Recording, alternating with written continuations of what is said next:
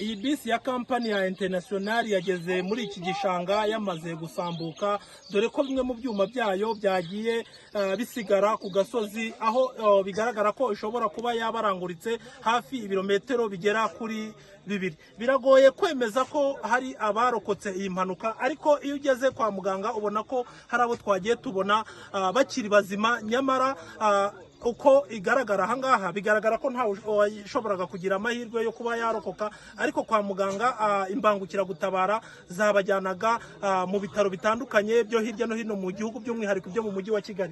Rero iyo urebye munsi yanjye ahangaha ubona ko hari urutare rwatangiye iyi bisi kugira ngo itagwa muri iriya ruhurura yo hepfo, ariko gusa bamwe mu baturage bayibonye bagaragaza ko kubw'amahirwe ntabo yasanze bari guhinga ndetse ngo ibe yagera aho ingo ziri. Rero iyo urebye mu mpande zanjye ukareba hirya no hino ubona ko hari ingo z'abaturage zihari, ariko gusa aho iyi bisi yamanukiye ko nta ngo zihari. Icyari gihari gusa ni ibiti yagendaga irimbura ikamanuka, biza kugera ahangaha abayibonye bavuga ko abaturage bari bamaze gushiramo, kuko hari hasigayemo umuturage umwe nawe ariko waje kwitaba Imana, ariko abo yagiye ijugunya ku musozi, abo ngabo bamwe bagiye bakomereka ku buryo bajyanwe mu bitaro byo hirya no hino mu mujyi wa Kigali n'ahandi.